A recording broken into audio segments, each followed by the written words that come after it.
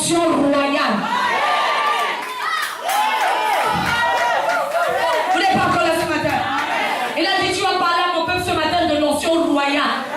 C'est une sorte d'onction, une onction lourde, une onction puissante qui t'enlève de la brousse et qui te fait asseoir sur ton trône.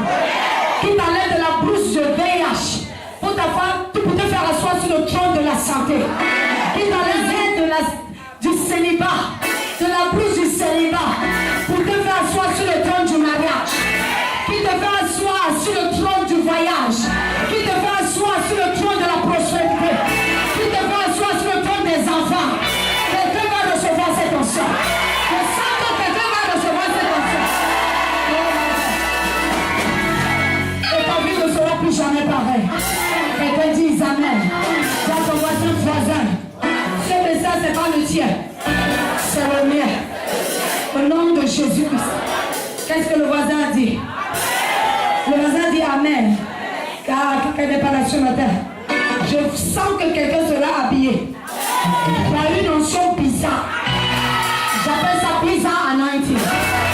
Une onction bizarre. Qui m'a apporté un miracle bizarre. Un miracle étrange. Vous n'êtes pas là ce matin. Tu iras à l'hôpital. Moi, tu le médecin dit c'est terminé. Lui-même il sera confus. Quand tu vas lui dire que c'est ton Dieu. Et lui-même là il va t'accompagner. Il viendra s'asseoir dans ton église. Et la puissance de Dieu va le localiser.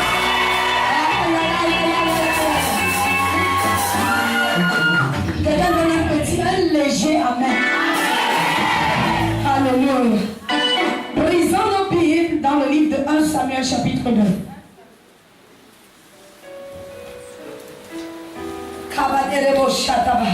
Je lis à partir du verset 1. La Bible déclare. À cette époque-là, dans le pays de Benjamin, il y a un homme riche qui s'appelle Kish. Il est fils d'Abiel, petit-fils de Séror. Séror est fils de Bécorat et petit-fils d'Aphia. Kish a un fils appelé Saül. Saül est très grand et il est beau. En Israël, personne n'est plus beau que lui. Et il dépasse tout le monde de la tête. Un jour, les ânesses de Kish se perdent.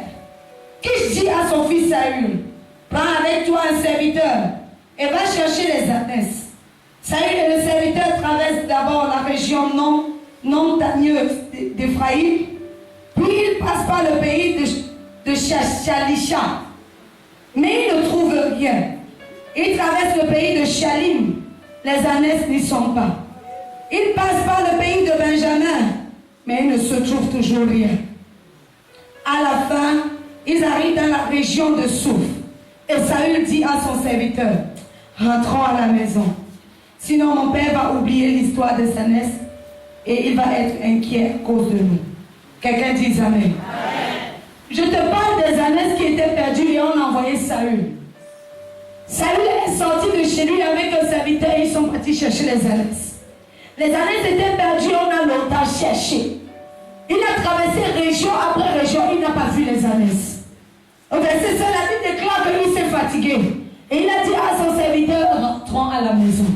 Ça me rappelle l'histoire de quelqu'un. Quelqu'un qui a longtemps attendu sa bénédiction, mais en chemin il se fatigue. Quelqu'un qui a longtemps attendu la guérison, mais en chemin il dit, oh le Dieu là n'est pas vivant. Nous vivons dans une génération où les difficultés stoppent les gens. Où les difficultés ralentissent les gens. Où les difficultés font aux gens qui perdent leur foi. Quelqu'un dit amen. Je parle de quelqu'un qui a longtemps attendu la guérison comme cette maman. Qui est partie d'hôpital à l'hôpital, mais rien de bon ne s'est passé. Lorsqu'elle a rencontré le prophète, il a envoyé une parole et la guérison est arrivée. Je viens dire à quelqu'un ce matin, ce n'est pas le temps de te décourager. Pas parce que tu attends le mariage que tu dois te décourager en chemin. Ce n'est pas parce que j'attends le travail et que je ne vois pas que mon Dieu n'est pas d'accord pour mon travail. Ce n'est pas parce que j'attends ma guérison et que je ne vois pas que mon Dieu n'est pas d'accord pour ma guérison. Ce n'est pas parce que j'attends le voyage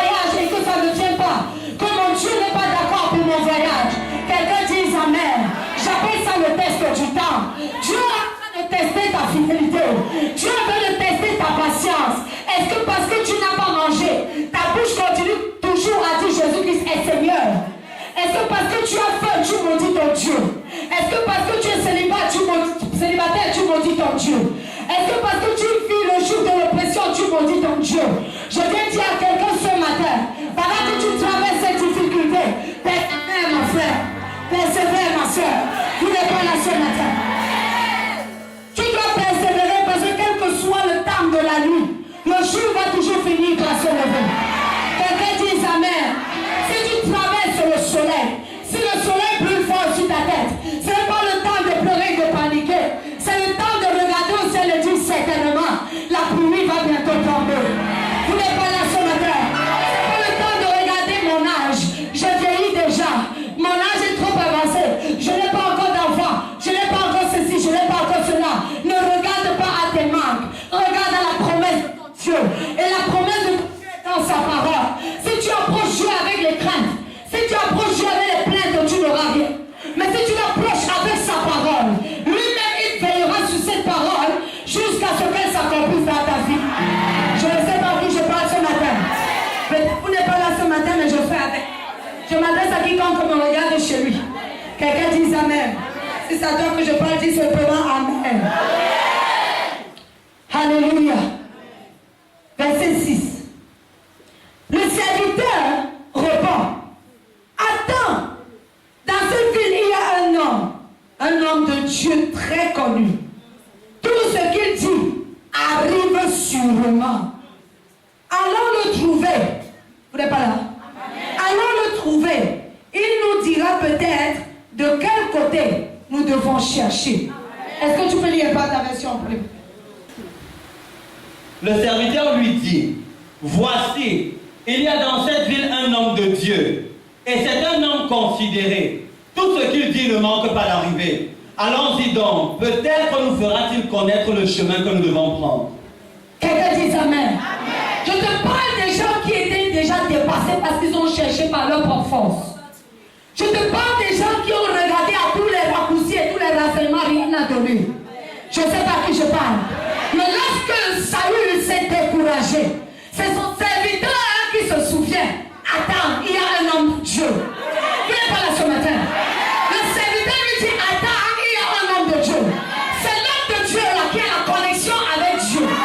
Quand il va se connecter à son Dieu, il va ouvrir sa bouche et lui saura me donner l'orientation. Je ne parle pas des gens qui lorsque c'est difficile pensent chez les marabouts. Je ne parle pas des gens lorsque c'est difficile de garder son âme, elle va chercher le charme. Je ne cherche pas des gens qui lorsqu'il a besoin d'argent, il va tuer son père et sa mère. Quelqu'un dit Amen. Tu n'as pas besoin de te compromettre pour recevoir la bénédiction de ton Dieu. Tu dois connaître qui est ton prophète.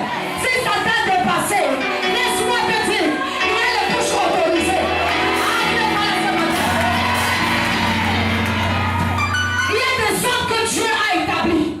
C'est en eux que Dieu a déposé tout ce qu'il y a concernant ta destinée. C'est en eux que Dieu a déposé tout ce qu'il faut pour ta gloire. Mon frère, si tu as besoin de mariage, tu n'as pas besoin d'aller mettre des mini-jupes. Mon père a l'habitude de dire, les mini apportent les hommes mini. Quelqu'un dit Amen. Je n'ai pas besoin d'utiliser les techniques de ce monde pour recevoir une bénédiction quelconque. J'ai besoin de recevoir une parole venant de mon prophète. Tu n'es pas là ce matin. Quand le prophète va parler, Dieu va soutenir ses paroles. Le prophète, c'est le porte-parole de Dieu. Le prophète, c'est l'envoyé spécial de Dieu. Le prophète, c'est le micro de Dieu. Le prophète, c'est le lien entre le ciel et la terre. Lorsque tout est chaotique dans ta vie, lorsque tout est détruit dans ta vie, Dieu ne passe pas ses envoyés. Dieu ne passe pas ses phrases. Les agents d'abondance, les agents de préservation, pour prophétiser dans ta vie. Et Dieu lui soutient ses paroles jusqu'à ce qu'elles s'accomplissent. Jusqu'à ce qu'elles s'accomplissent. Quelqu'un me donne un big amen. Vous n'êtes pas là ce matin. Quand tout va mal, je cherche mon prophète. C'est pas le moment de réfléchir sur ce que le prophète me dit. C'est pas le moment de raisonner sur ce qu'il me dit.